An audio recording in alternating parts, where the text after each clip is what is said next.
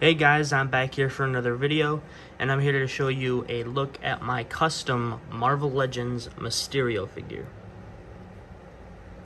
Now before we get into it, there's some things on here that I have forgotten to do, which I will get around to it eventually. I plan on doing it when I get some fabric to redo the cape. But I thought I'd do this quick video just because I think as is right now it looks pretty cool. But the things that I forgot to do were, there's actually supposed to be some purple areas here on the belt, and also I believe there's supposed to be purple areas on either one or both of these. I'm not quite sure. But I plan on doing that when I get some purple fabric to redo the cape. Right now the cape is just glued down with the clasps. And then also his other hands, his fisted hands, I didn't repaint those because I don't even use them. They're still in the package. These little triangular areas here are supposed to be bright blue. I originally had them painted bright blue, but I covered them because I just didn't think it looked very good.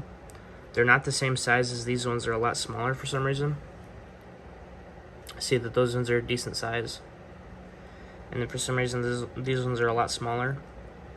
And you can see with this one, the shapes are barely visible, so I didn't think they looked very good together, so I just repainted them black and then dry brushed it some gold. But all the blue areas are here are all painted where they should be. I don't think I forgot any area that's supposed to be blue, like I said, besides these areas. All of this stuff over here is painted blue. As far as I'm aware, I had gotten everything that's on the actual suit. I think the only inaccuracy of this suit is actually the neck. I don't believe the neck is actually supposed to be the neck isn't supposed to be silver. It's supposed to, or the gold is supposed to be this same material right here.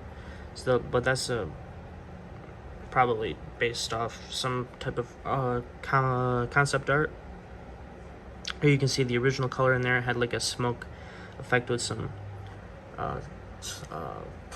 what are they called? Sparkles on there. I tried to replicate this smoke effect as best I could. I'm happy with it. I like it. It's just not super accurate. I did the best I could getting it to there, and then I did I sealed it with a satiny glossy color, or a satiny glossy finish. And you can see here that I also painted these little diamond areas in certain areas gold. Those are the only gold bits on the suit that are just flat out painted gold without being painted black first. I guess you could also count the hands. The hands are dry brushed on top of the gray, on top of the green. God, I can't talk today. But yeah, those are the only areas that are just flat out painted gold. Everything else is dry brushed. You can see that the torso really pops. Before, the torso was like this shit brown color, like baby shit, and then it had some areas that are painted gold, and then it had these areas that were molded in a different, like, goldish color. So none of the gold areas matched at all. I didn't really like it, so I went ahead and painted the whole thing myself, and I'm really liking how it came out.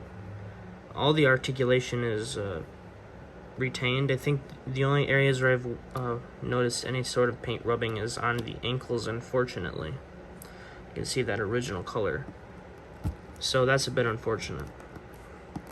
I might go ahead and go back and fix that. But everywhere else is held up very nicely. The black areas, or the green areas, have all been I've gone over with a black wash. That's pretty much it. This is probably my favorite customer just because I think how good it looks. You know, I can't wait to see it when it's got the actual cape on there, and then I go ahead and do those areas purple like they should be. And also the cape, I cut off the one side of this one just to make it a little bit more accurate, a little bit more even though you can see that these gaps in here are not accurate. But I cut that one side off, and I think that makes it look a lot better. And then I've glued this down as well as it's ported in, so it creates this nice this nice effect on the shoulders, which looks pretty cool. Because if you have this figure, then you know if you plug the normally if you plug the cape in, then this rides up and hits him in the face, and then if you have that down, then the cape's not plugged in. So I just glued it down, and it makes it look a lot better. You know, you can get him in some pretty snazzy poses. I'll show you his articulation. The areas on the shoulders are a little bit stiff, but that was how it was when I got the figure. Anyway, you know, you can get him to look up and look down. You know, you got that little bit of head pivot. The head goes 360.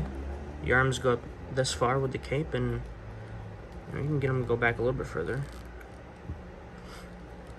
And I feel like this bicep's gonna snap off. You can't really get his arms to move up further than that. Bicep swivel. Double jointed elbows. The wrist goes side to side and forward and back. Of course, you get this nice diaphragm joint, which doesn't really move, but it looks good. It goes back pretty far and gets some pivoting and some twisting in there, so that's nice. It looks like he has a waist swivel, but unfortunately he does not.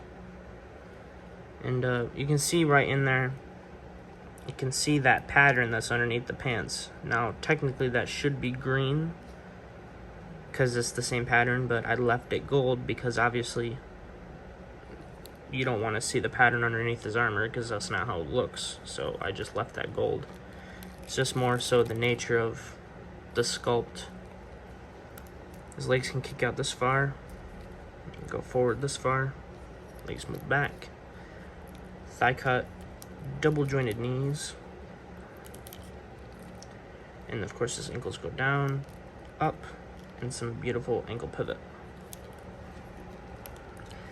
Anywhozer, this guy's looking pretty good, you know. I'm very happy with how it came out so far. Like I said, there's some other stuff that I need to do to it, and maybe we can fix those ankles, because that's not very cool.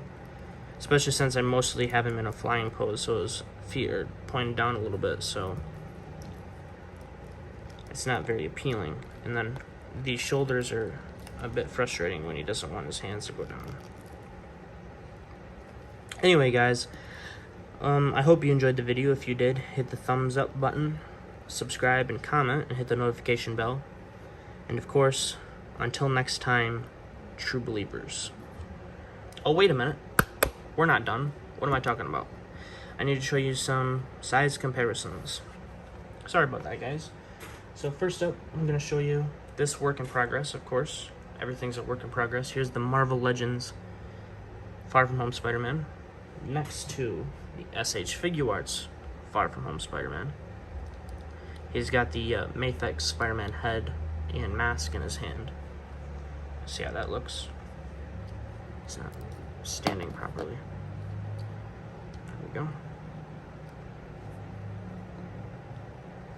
So that's how that looks. This one's definitely more accurate, I'd say, but they both look really good. And just to keep a Marvel Legends scale going, here's your worthy cap. You see how that looks.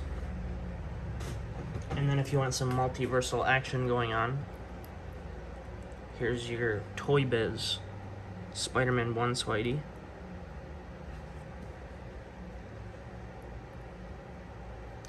And then of course a Mafex Amazing Spider-Man 2 Spider-Man with a repainted Andrew Garfield head, which I'm going to go back and do. This is the first